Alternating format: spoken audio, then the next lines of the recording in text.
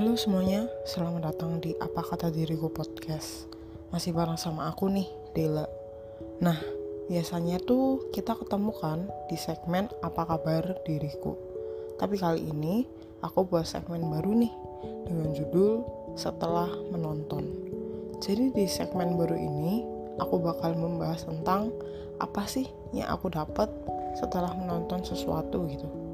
Nah, di episode pertama ini kita mulai dari salah satu serial yang lagi terkenal banget nih di aplikasi itu loh, kalian tau lah pasti.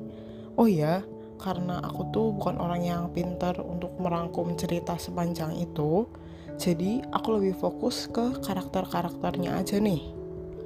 Nah, dimulai dari episode pertama ini, aku bakal bahas tentang Squid Game. Kalian pasti tahu kan ya, Squid Game. Lagi-lagi aku gak bahas ceritanya, entah kalian suka ataupun kalian gak suka, terserah kalian karena setiap orang punya pendapatnya masing-masing. Nah, untuk kalian yang belum nonton dan gak suka di spoilerin, jangan nonton ini dulu, kalian bisa nonton Squid Game-nya dulu, terus balik lagi ke sini. Lagi-lagi aku ingetin bahwa ini menurut sudut pandangku aja ya. Jadi kan tiap orang tuh liatnya beda-beda. Ya mungkin kalau misalnya nggak sama yang kalian pikirin, ya udahlah ya. Namanya kan juga sudut pandang orang-orang gitu. Jadi langsung aja kita kayak segmennya langsung aja. Jadi aku mulai dari orang yang pasti kalian kalau nonton nggak suka sama dia, yaitu si Jang Dok-soo. Nah, Dok-soo ini tuh pemeran antagonis ya. Kalau bisa dibilang sebenarnya dia salah satu karakter utama yang pemeran antagonisnya. Ya walaupun gak lama meninggal sebenarnya, cuman dia yang paling dilihatkan dan paling ditonjolkan untuk peran antagonisnya. Ingat gak sih waktu dia adalah orang yang merencanakan yang ada bunuh-bunuhan gitu awal-awal. Jujur pertama kali aku lihat, aku merasa bahwa dia benar-benar kayak ini orang benar-benar gak bisa banget nih diajak kerja sama, karena dia pasti ngerasa aku mau hadiah ini jadi punya aku, semoga orang-orang gak ada yang bisa ngambil, aku mau semuanya walaupun aku punya bawahan, tapi aku menganggap mereka tuh gak setara sama aku. Ya, aku bosnya gitu. Jujur, orang-orang yang kayak gitu tuh gak menyenangkan. Apalagi kalau kamu yang ada di bawahnya. Atau bahasa kasarnya adalah kamu itu bawahannya dia. Biasanya kan dia tuh ceritanya gangster ya, berarti kalian anak buahnya. Pasti gak enak banget karena kalian akan ditumbalkan. Karena mereka bakal bilang kayak, ya kan aku bosnya, kan aku yang memimpin, kan aku yang bisa nyuruh kalian gak bisa nyuruh aku balik. Jujur orang-orang kayak gitu tuh menyebalkan sekali ya, karena udah licik, terus mau menang sendiri, udah gitu sifatnya jelek banget. Kalau misalnya kalian ketemu orang kayak Dok-soo gini, jauh-jauh deh. Jadi nakal itu gak keren men, serius deh. Jadi ya semoga kalian bisa mencari teman yang lebih baik ya, karena ada di circle yang negatif itu gak bagus juga. Itu. Setelah Jang Dok-soo, kita akan membahas seorang Han Min-yo. Buat kalian yang lupa, Han Min-yo itu adalah seorang ibu-ibu yang waktu di episode awal itu bilang bahwa dia ingin keluar dari permainan Squid Game ini. Atau kalau misalnya kalian lupa, Han Min-yo ini tuh yang nemenin Kang Se-byok ke kamar mandi waktu dia mau nyelinap gitu, mau lihat keadaannya ada. Nah, jadi menurut aku sifat Kang Min-yo waktu pertama kali aku nonton adalah dia tuh orangnya labil banget. Walaupun udah tua gitu ya, tapi dia tuh sifatnya labil dan dia tuh merasa bahwa sangat dibutuhkan. Tapi sebenarnya dia sadar bahwa orang-orang tuh gak menerima dia gitu loh. Tapi ternyata dia tuh sempat berubah ya dari yang ibu-ibu penakut jadi ibu-ibu yang mempunyai jiwa bahwa dia itu ingin menunjukkan ke orang-orang bahwa dia itu bukan cuman cewek biasa, dan dia itu menggunakan banyak cara ya sebenarnya. Waktu lagi di pijakan kaca itu kan akhirnya dia dengan berani langsung meluk Jang Doksu dan jatuh bareng-bareng gitu.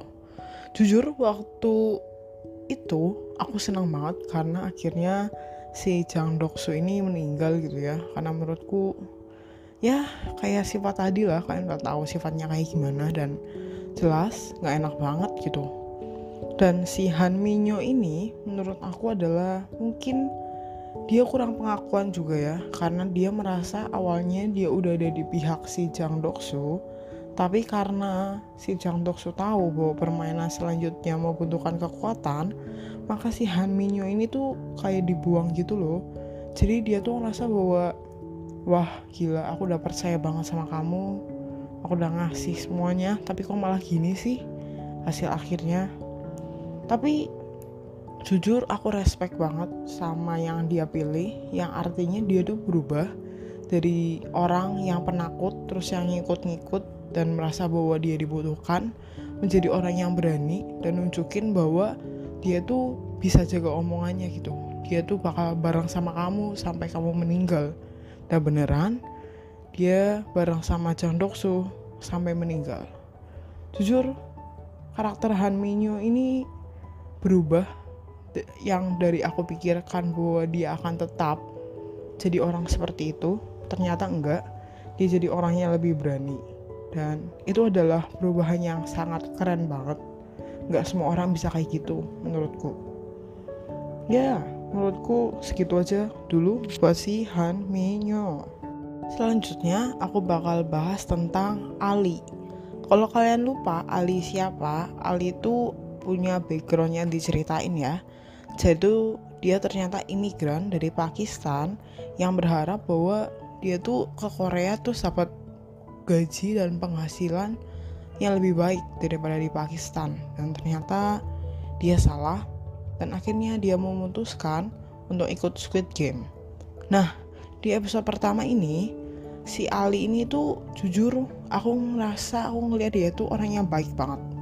Karena di permainan pertama dia tuh udah nolong si Song Gi Hun, yaitu pemeran utama dalam series Squid Game ini.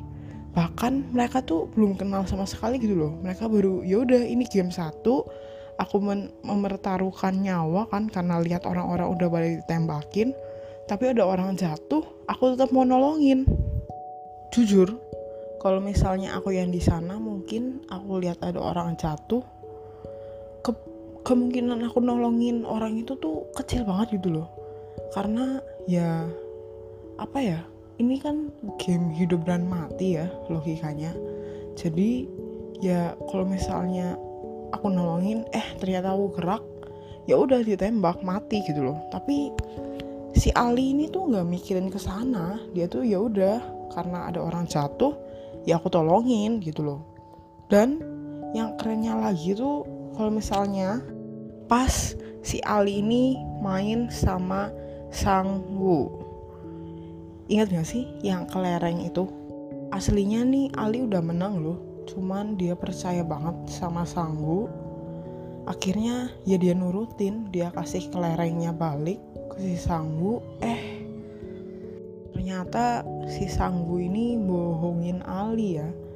Tapi jujur aku respect banget sama Ali ini.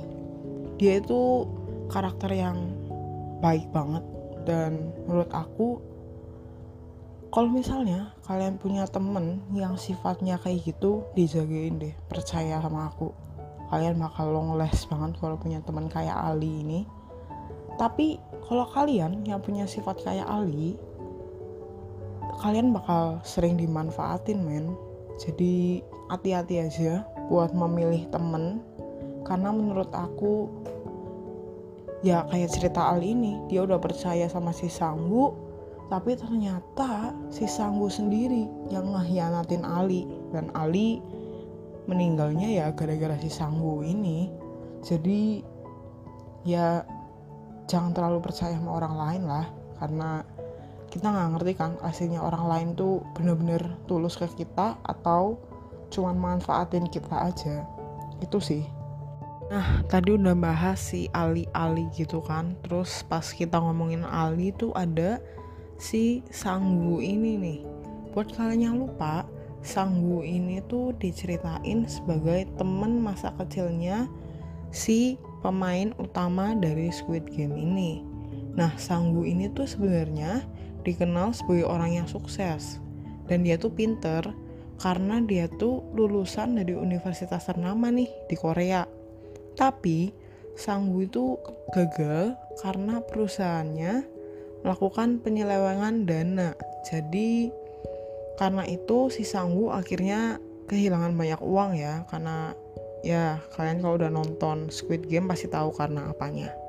Nah, awalnya waktu aku nonton series ini, Sanggu itu punya impact positif di episode awal. Yang pasti karena dia pintar, terus dia tuh punya logika yang jalan ya. Yang waktu awal-awal tuh dia yang ngajuin gimana nih kalau misalnya kita voting siapa yang lebih banyak mana nih, mau lanjut main atau enggak lanjut. Nah, tapi di akhir-akhir selama permainan berjalan kelihatan nih sifat aslinya si Sanggu. Si Sanggu ini ternyata licik banget. Dia bener-bener main pakai otak banget. Gimana nih caranya ngalahin orang tanpa adu fisik.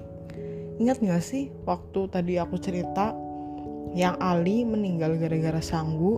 Yaitu dia benar-benar pakai otaknya. Dia membuat Ali ngerasa kasihan sama dia. Jadinya si Ali tuh mau gitu loh nolongin si Sanggu ini.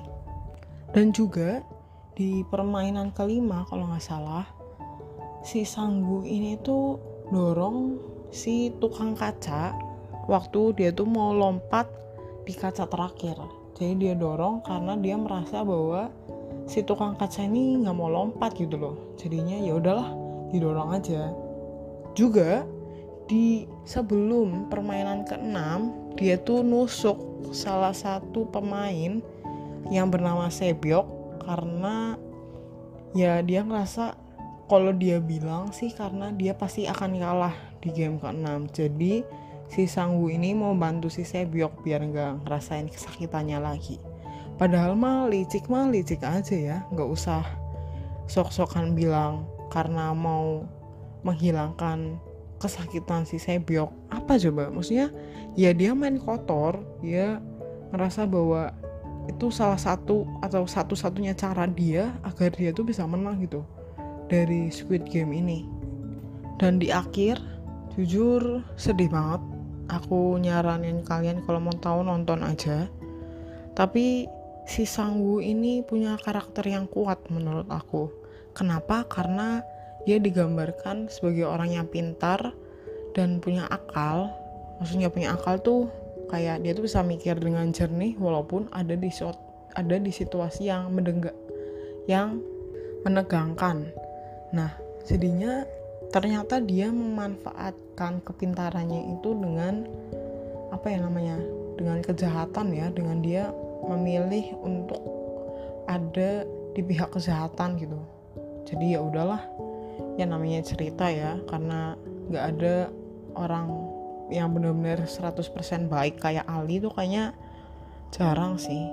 Dan si Sanggu ini adalah bentuk nyata kalau misalnya contohnya ya, kalau kalian punya temen tuh si Sanggu ini tuh orangnya orang yang sering nolongin kalian kalau kalian ada kesusahan. Tapi kalau misalnya dia ada kesusahan, dia bakal ngorbanin kamu biar dia itu bisa ada di titik yang lebih baik daripada kamu. Emang susah ya hidup di dunia sekarang. Selanjutnya yang tadi aku cerita, pas Sanggu itu dia bunuh Sebyok. Nah ini nih, si Sebyok ini itu diceritakan sebagai sebenarnya dia tuh orang Korea Utara yang melarikan diri ke Korea Selatan. Tapi uangnya tuh ditipu gitu sama orang yang harusnya membantu orang tuanya untuk pindah ke Korea Selatan. Nah, akhirnya dia join ke Squid Game, dan jujur karakter Sebyok ini tuh karakter yang paling aku suka. Kenapa? Sebenarnya waktu awal-awal kan dia nyolong uangnya si pemain utama ya, pemeran utama ya, si Gi-hun itu udah nyolong, terus udah main Squid Game. Akhirnya banyak orang yang setuju untuk tidak melanjutkan game. Dia ninggalin aja nih si Gi-hun di tengah jalan, kayak yaudahlah, nanti kamu bilang aku pencuri lagi, kayak gitu kan. Tapi setelah lanjut di Squid Game, ternyata kelihatan sifat aslinya si Sebyok ini. Dia tuh benar-benar nggak pernah ada di masalah orang lain. Dia tuh benar-benar kayak bodoh amat saat orang lain punya masalah apa gitu. Tapi dia tuh bukan tipe orang yang mau mencampuri urusan orang lain gitu. Dia tuh kayak misalnya kalian nggak ganggu aku, ya udah aku bodoh amat. Tapi kalau misalnya kalian ganggu aku, ya udah sini maju kamu, hey sini. Dan yang poin plus lagi dari dia adalah dia nggak pernah curang di Squid Game. Dia benar-benar pure, dia bisa, dan pure luck aja. Kayak hokinya dia tuh emang gede banget sebenarnya. Dan mulai akhir-akhir, jujur dia tuh kelihatan banget bahwa sebenarnya dia tuh orang baik banget. Waktu dia ngehadang si Gi-hun, waktu mau nusuk si Sang-woo, terus ada waktu dia pergi, dia ngajak main satu cewek yang gak diajak siapapun. Jujur itu adalah hal yang mungkin kalau misalnya kalian ada di game itu, kalian gak bakal mikir mau ngelakuin itu gitu. Dan aku ingat banget kata-kata terakhirnya si Sebyok itu ke si Gi-hun tuh, dia minta si Gi-hun buat ngurus adiknya karena ya dia masih kecil kan, terus sendirian. Karakter Sebyok ini benar-benar kayak orang-orang pada umumnya yang kalian pasti sering nemuin, bahwa kalian punya temen yang dia tuh aslinya pendiam, tapi kalau misalnya kalian udah dekat sama orang itu, dia tuh sebenarnya warm banget, dia tuh hangat, dia tuh bener-bener bakal ngelindungin kamu, dia bakal bener-bener dengerin semua cerita yang kamu mau ceritain. Ya tipe temen able banget lah, tipe temen yang semua orang tuh pengen gitu, si Sebyok ini. Oke, udah bahas Sebyok, sekarang bahas satu-satunya kakek-kakek ya yang diliatin dan jadi pemeran utama di Squid Game ini. Siapa lagi kalau bukan Oh Il-nam. Nah, maksudnya pas pertama kali aku lihat Oh Il-nam ini, aku gak nyangka bahwa dia adalah yang punya atau yang buat Squid Game ternyata. Maksudnya siapa yang nyangka kan ya, kakek-kakek terus udah punya penyakit, ternyata dia yang membuat game Jahanam ini gitu. Buat apa? Katanya buat kesenangan dia, karena sebelum dia meninggal dia pengen main game anak-anak gitu. Sebenarnya udah kelihatan kan ya, sifatnya itu psikopat banget gak sih? Dia tuh pengen senang, tapi dengan kesenangannya itu dia malah membunuh orang gitu. Dengan dalih dia bilang bahwa kalau mau dapetin uang sebanyak itu ya orang harus berkorban. Kayak what? Hah? Gimana? Maksudnya berkorban, ratusan orang meninggal cuman buat dapetin 45,6 miliar won. Ya uangnya gede, cuman kan psikopat banget gak sih? Kayak dia membunuh tanpa menyentuh gitu. Curangnya lagi adalah si Oh Il-nam ini kan kalah ya sama Gi-hun, si pemain utamanya. Tapi tetap aja ya dia nggak meninggal karena dia yang punya tentu aja. Cuman kayak gila, yang lainnya di episode pertama aja udah der berapa ratus orang meninggal, dianya nggak bisa dideteksi. Wah. Jadi kalau kalian nemu orang kayak Il-nam ini di dunia nyata, lari men, serius sih. Dibanding kalian meninggal, mending kalian lari aja, karena orang-orang psikopat ini katanya benar-benar banyak kan sebenarnya di dunia, cuman kita nggak tahu aja kan siapa yang benar-benar psikopat kayak dia dan siapa yang nggak psikopat. Tapi positifnya adalah dari dia, mencarilah uang sampai kamu bisa sekaya dia ya. Cuman pengen main game aja sampai bisa bunuh ratusan orang, terus ngasih uang sebanyak itu. Ya, tapi kalau kalian punya uang sebanyak dia, semoga kalian tidak se-psikopat dia. Bisa lah cari kesenangan dengan jalan-jalan, atau beli makanan enak, atau apa kek, yang positif dikit lah. Jangan bunuh orang, tolong. Yang terakhir, jelas kita akan bahas si pemeran utama ya, yaitu Song Gi Hun. Menurut aku, karakter si Song Gi Hun ini aneh banget. Dia sama ibunya sendiri suka nyolongin uang buat judi, tapi kalau sama orang lain itu baik banget. Kita nggak ngerti sifat dia tuh sebenarnya gimana. Cuman kayak, men, kamu tuh baik sama orang lain, tapi sama orang terdekat kamu malah kamu bohong gitu. Kamu mencuri uang orang tuamu sendiri gitu. Terus kenapa kamu baik sama orang lain yang belum tentu orang lain itu baik sama kamu? Tapi di dalam game Squid Game ini, si Gi-hun ini sebenarnya karakternya protagonis ya, dihitungnya.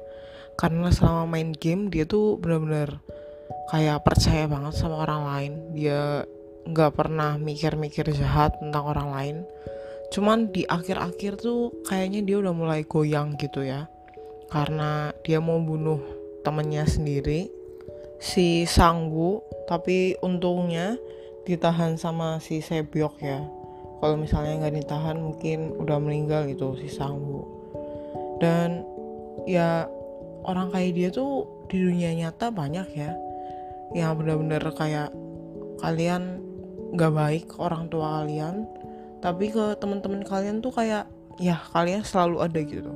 Kalau misalnya orang tua kalian minta tolong angkatin galon, kalian males, tapi kalau teman-teman kalian ngajak nongkrong yang jauhnya 10 km, kalian gas aja gitu.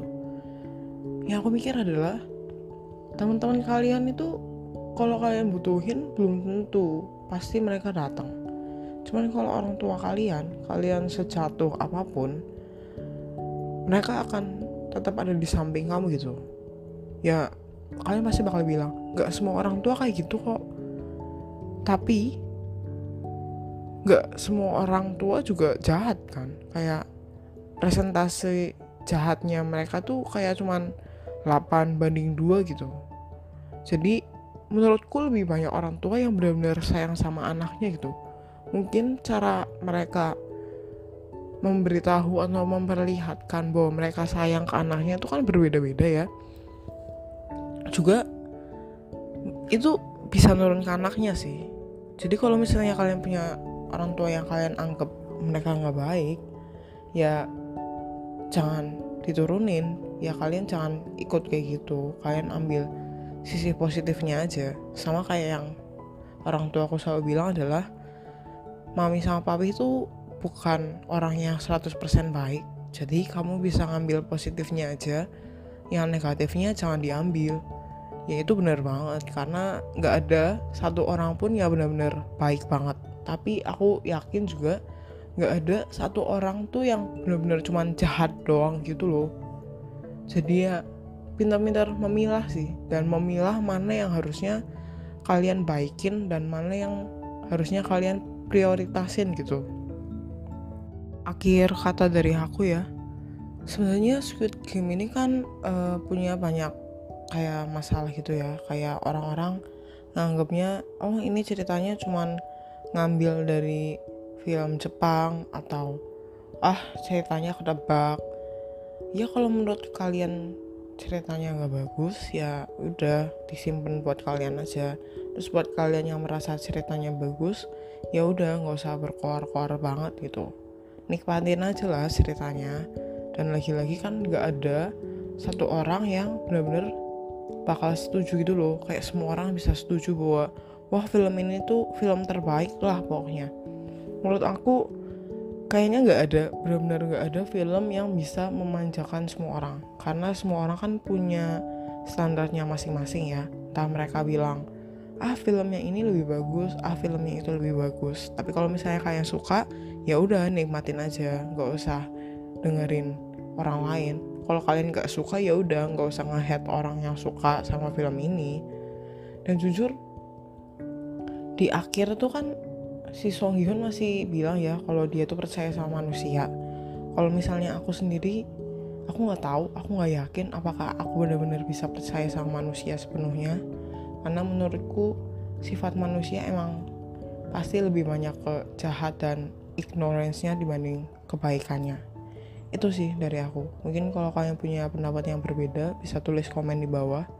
Makasih banget udah dengerin sampai akhir, dan see you guys in the next video. Bye bye.